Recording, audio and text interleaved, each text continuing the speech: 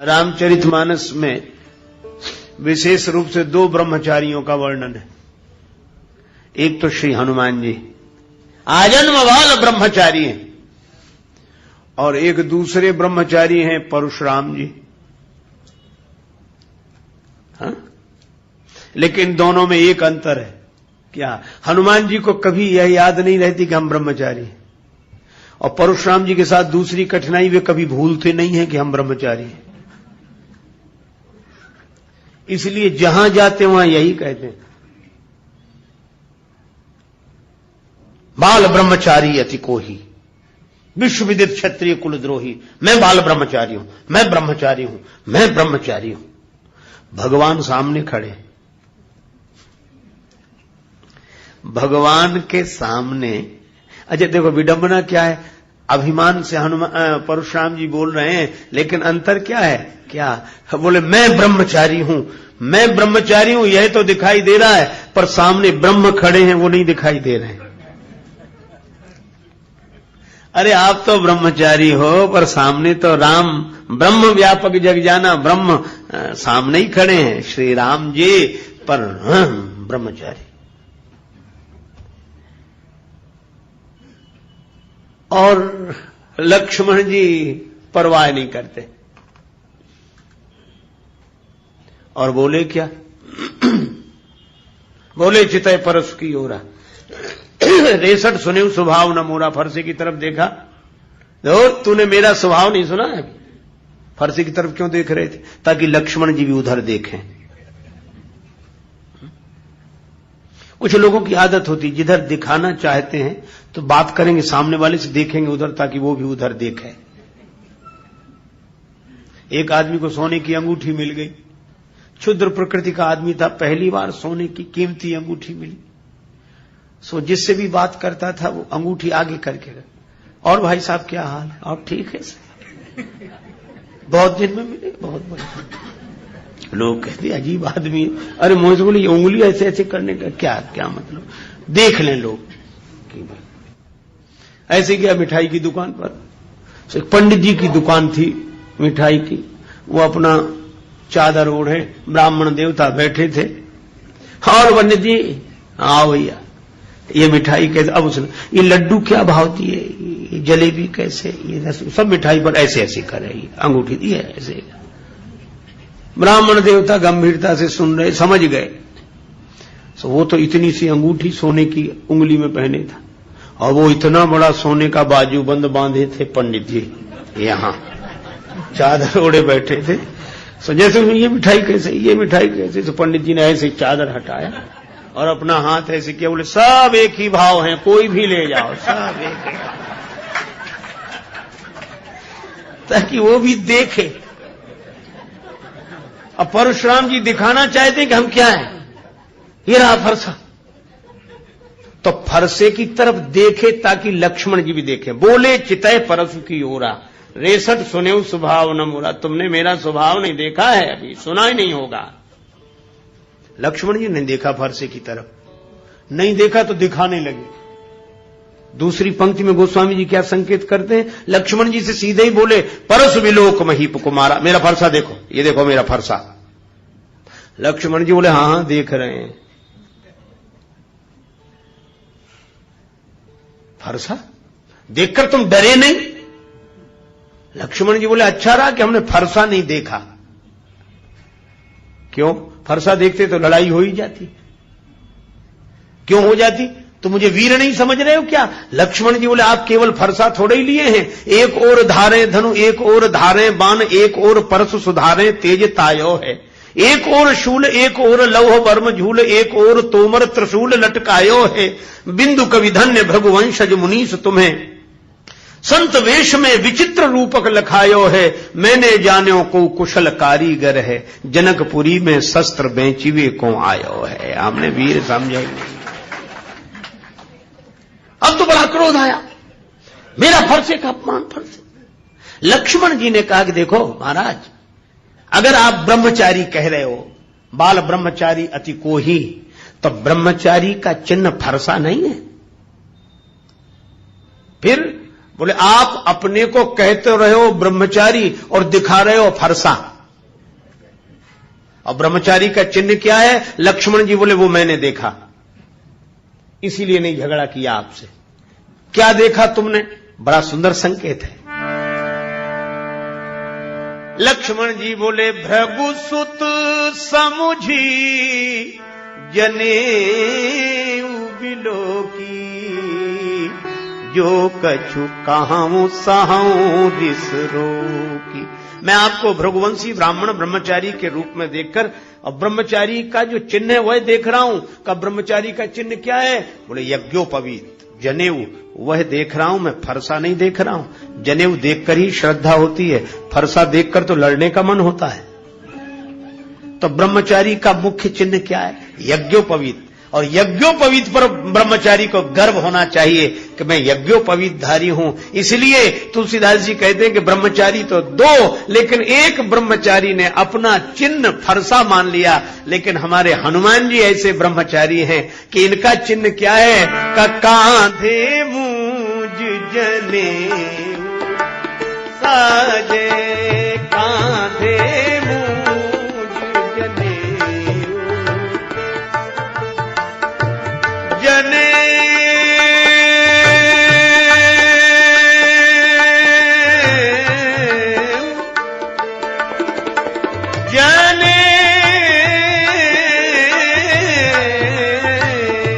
कांधे गूंज जने साजे, कांधे गूंज जने साजे जने साजे जने साजे। हनुमान जी सच्चे ब्रह्मचारी हैं। क्यों? क्योंकि हनुमान परशुराम जी ब्रह्मचारी होने का अभिमान रखते हैं। मैं गलत सही नहीं कह रहा हूं, किसी की निंदा करना मेरा उद्देश्य नहीं है, आपको भटकाना भी मेरा उद्देश्य नहीं है। पर मैं यह कहता हूं कि परशुराम जी भगवान हैं, हनुमान जी तो भक्त ही हैं, पर परशुराम जी तो भगवान के अवतार हैं। पर यह लीला है। लीला को बार बार ऐसे समझना चाहिए जैसे मां किसी बच्चे को चलना सिखाती है तो उसकी उंगली पकड़कर पीछे पीछे चलती है, कहती बेटा आ, सीधा बढ़ा, सीधा सीधा आगे आ जा। बच्चे से कहती सीधा चलो, मां उल्टा चल रही, तो क्या मां को सीधा चलना नहीं आता है? आता है, लेकिन वह उल्टा चलने की लीला इसलिए करती है ताकि उसका बालक सीधा चलना सीख जाए। तो परशुराम जी जैसे अवतार कोटि के महापुरुषों में अगर यह अभिमान का उल्टा चलना दिखाई दे तो ये उनका दोष नहीं मानना चाहिए। होश में रहकर वे तो भगवान हैं ऐसा जानकर वे तो केवल इसलिए उल्टा चलने की लीला कर रहे हैं ताकि हम लोग सीधा चलना सीख जाएं। इतनी ही प्रेरणा लेनी चाहिए। तो परशुराम जी ब्रह्मचारी हैं पर वे अभिमान को भीतर रखते हैं, और हनुमान जी ऐसे ब्रह्मचारी हैं कि वे भगवान को भीतर रखते हैं, वे भगवान को भीतर रखते हैं। अच्छा एक बात है, हनुमान जी ब्रह्मचारी हैं पर उन्हें ब्रह्मचारी होने का न भान है न गुमान है। क्यों नहीं है? आज हम आपसे पूछते हैं, छोटा सा बच्चा 5-7 साल का ब्रह्मचारी है कि नहीं है? लेकिन छोटे से बच्चे से कोई कहता आइए ब्रह्मचारी जी, और अगर कहो तो उसे कैसा अटपटा लगेगा। बालक कहेगा कि मां मैं तुम्हें जानता हूं, मैं नहीं जानता कि ब्रह्मचारी क्या होता है वो, लेकिन वह जानता नहीं कि ब्रह्मचारी क्या है, वह तो बालक है। और इसीलिए हनुमान जी और बच्चे का ब्रह्मचर्य सच्चा ब्रह्मचर्य है, क्योंकि वह यह नहीं जानता कि ब्रह्मचर्य होता क्या है। तो ब्रह्मचारी तो है पर उसे ब्रह्मचारी होने का न भान है न अभिमान है। क्यों? वह बालक है। हनुमान जी ब्रह्मचारी हैं, सच्चे ब्रह्मचारी हैं, पर उन्हें अपने ब्रह्मचारी होने का न भान न अभिमान कहा। क्यों? बोले वे भी बालक हैं। इसीलिए तो हम लोग क्या कहते हैं, आरती कीजिए हनुमान लला की, आरती कीजिए हनुमान लला की,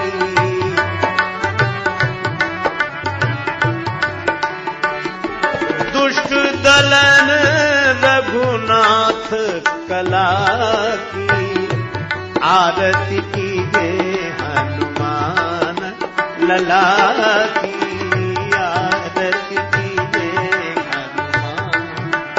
हनुमान।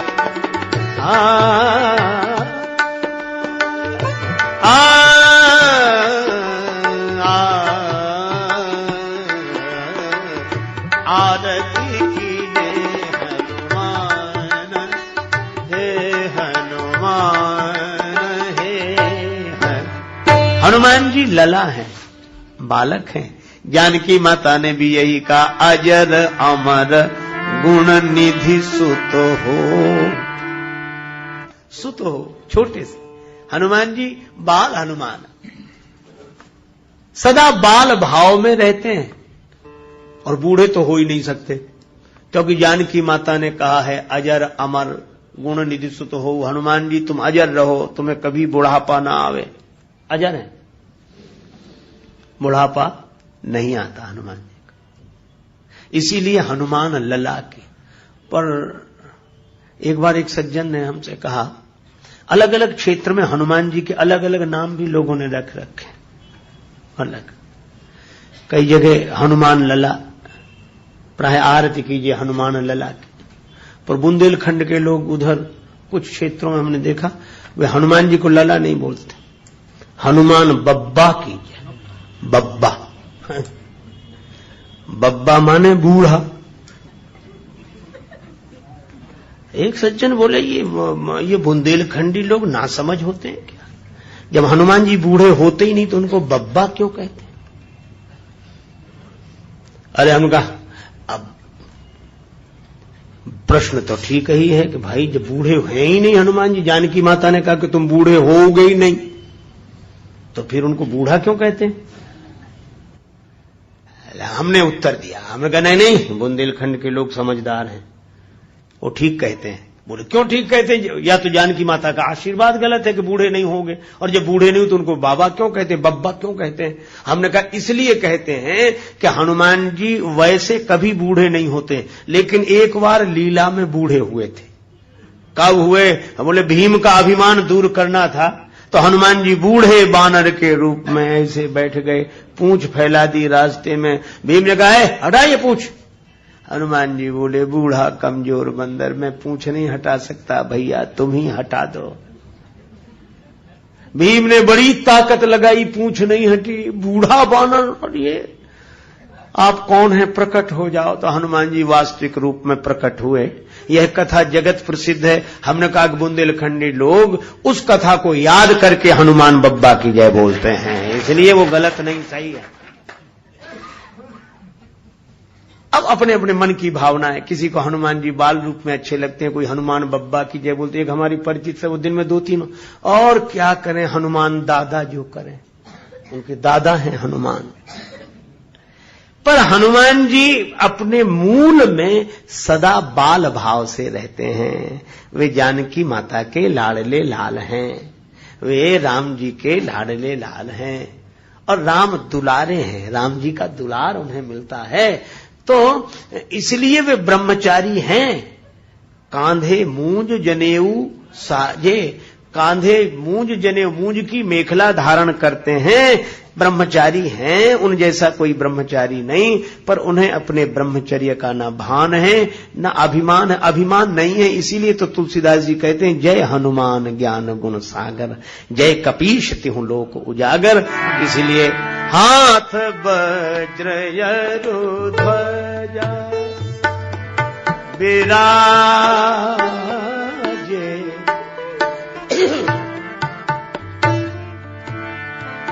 कांधे मूंज जनेऊ साजे, वज्र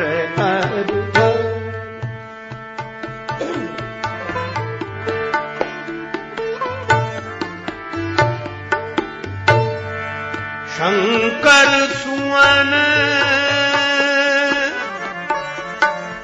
केसरी,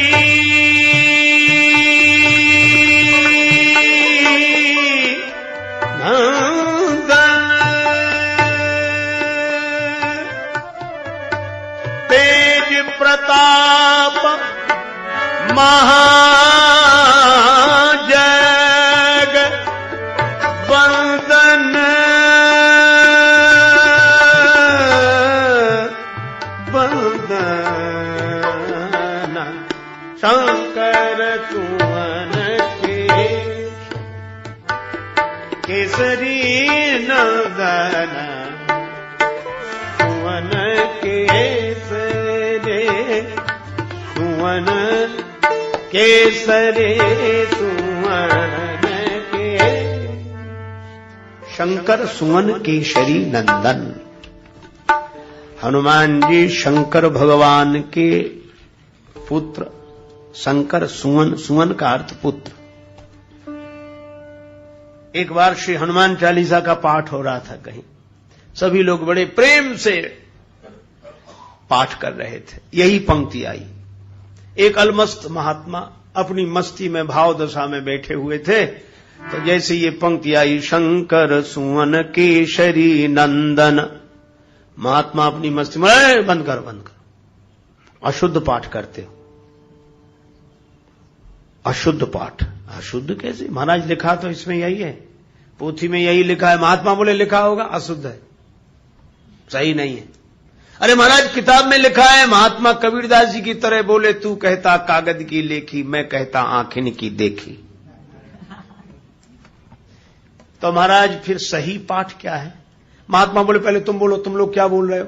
तो वो लोग बोले हम लोग पढ़ रहे हैं शंकर सुवन केसरी नंदन। महात्मा बोले सुवन मत कहो, फिर बोले यह कहो शंकर स्वयं केसरी नंदन, तेज प्रताप महाजगवंदन,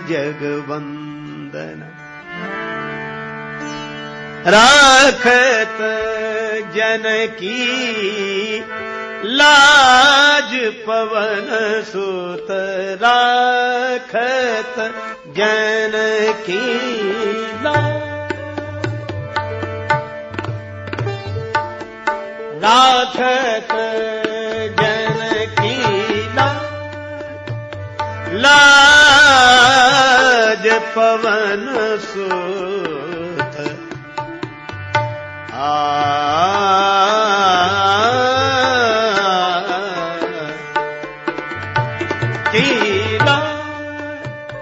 लाज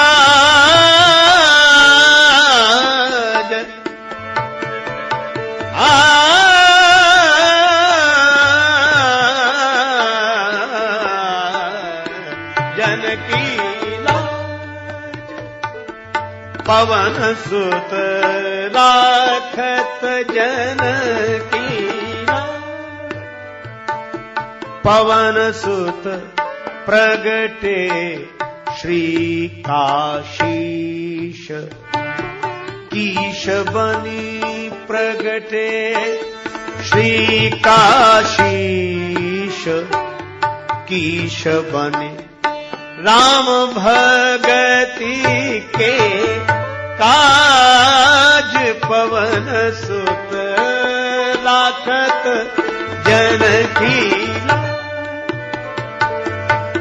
काशीश कीश